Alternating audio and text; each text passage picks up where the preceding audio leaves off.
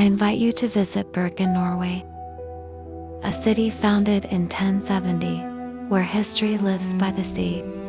This evening walk takes you to Bryggen, the historic waterfront that has shaped Bergen for centuries.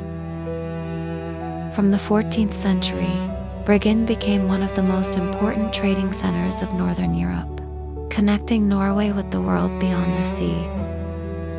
After devastating fires, especially in 1702, Bryggen was rebuilt again and again, preserving its original structure and spirit. In 1979, Bryggen was added to the UNESCO World Heritage List, not as a monument, but as a living place of history. At night, the city grows quiet.